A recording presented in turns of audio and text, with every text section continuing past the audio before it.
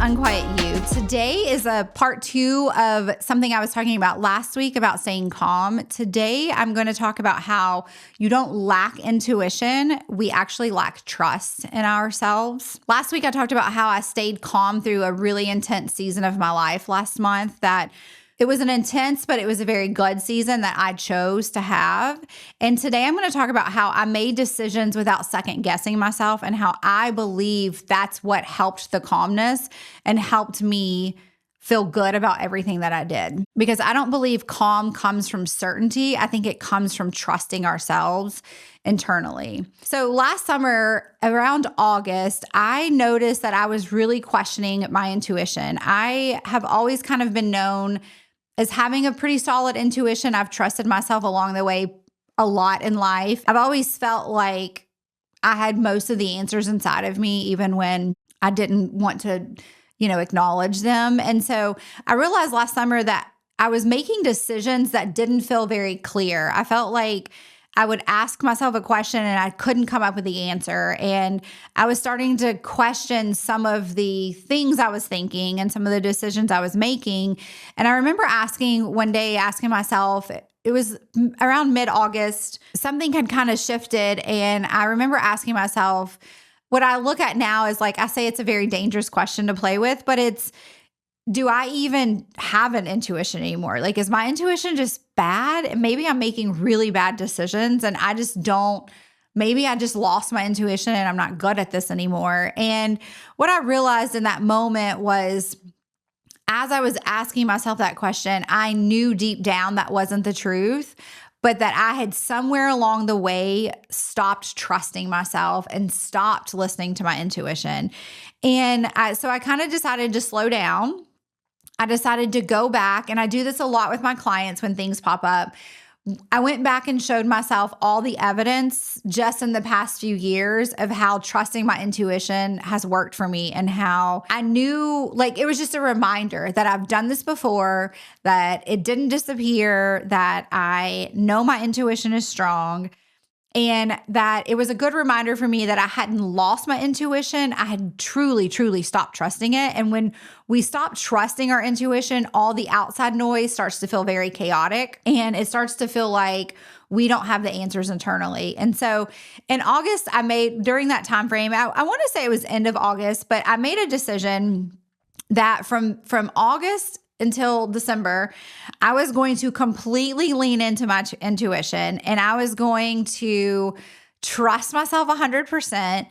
And I didn't always have to have the answer, but when it came to me, I would just go with it. And so part of that was learning to just make decisions as well. I knew deep down who I was. I knew the life I had wanted. I knew that I was going in the direction I wanted to go. There were just some hiccups that came along the way and some things got thrown off. And so I let those totally veer me versus coming back to trusting that this was just a chapter in my story. And so instead of forcing clarity, I really just started focusing on listening. And I started focusing on my gut checks, and I would listen to what I would think when something would come up. I was pausing for a moment, but then I was learning to make decisions quickly again. And so, but it wasn't just, I wasn't reacting. And I think sometimes when we start to lose our intuition or start losing our trust in ourselves, we react. We're very big on reacting. And I know reacting does not work well for me, and it never brings me the outcome that I want. So I learned to calm myself, slow down, and then do a little gut check in with what I'm thinking, and then I would make a decision pretty quickly. And so I knew when I bought my last house that house was not meant to be our forever house. It was meant to be the house where we healed. It was the house that had a very good purpose. It was where my daughter and I needed to go in that chapter of life to kind of stabilize and to heal and to get into a really good place where we felt comfortable again. But I also knew that I didn't know when that chapter would end. I didn't know when this house wasn't meant to be mine anymore, but I just kind of leaned into it. And so back in October, I found a house that I absolutely fell in love with in the neighborhood that I've wanted to live in since I moved to this part of town. And the house was gorgeous. It was beautiful, but there were two parts of this house two things that didn't have that I had always said I wouldn't compromise on again if I was to buy another house. And so when I left that house, I just loved it so much. I was willing to compromise on those two things for a split second. And then I had a moment where I'm like, just sleep on it. We'll think about this. And literally the next day, the house was gone. It was sold. And I didn't get frustrated. I didn't look at it as like a rejection, like, oh, I lost this house. I really looked at it as protection because I had made a promise to myself that when I bought another house, there were two things in it that I really, really wanted and I wasn't going to compromise on. And so doing that, I didn't feel rushed. I didn't feel like there was a time frame because I was trusting myself that the right house would find me at the right time. And so when I went to view the house that I currently live in now, I knew the moment when I walked in, my entire body just said, this is your house. And I felt comfortable in it from the very, very beginning. It was completely empty. There was nothing in it. And there were parts of it that weren't finished. And so, part of me questioned that, but then I just kept thinking like, this is meant to be. This is actually the house I'm meant to be in. And so when I decided to put an offer in, I didn't question it. I knew the price I wanted to go in at. I knew what my stipulations were going to be. I knew going in, and I didn't question whether my house would sell. I just knew all the things were working the way I wanted them to work. And I knew something in my gut told me I knew I had a closing date, and something in my gut told me to go ahead and list my house at that time frame, even though it was kind of chaotic because I literally had movers coming in as the carpet cleaners were also coming in. And then I had cleaners coming in at the same time people were moving things. I mean, it was like I had it scheduled so tightly, but I knew I needed the house to be on the market on a very specific day.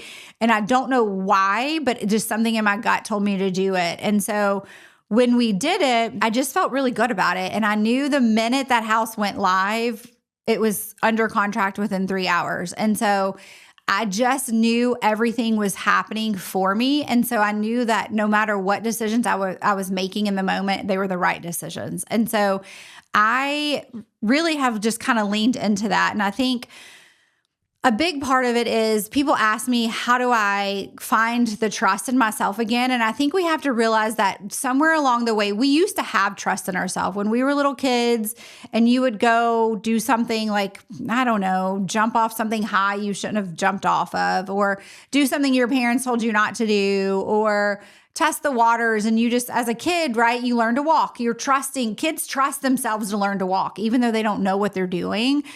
They don't give up. They just trust that it's going to happen. They trust that they're going to talk. They trust that, we trust that our kids are going to learn to go to the bathroom and all the things, right? We just start trusting ourselves that it's going to happen. And then somewhere along the way, people start making decisions for us because they feel, I think our parents do it out of safety.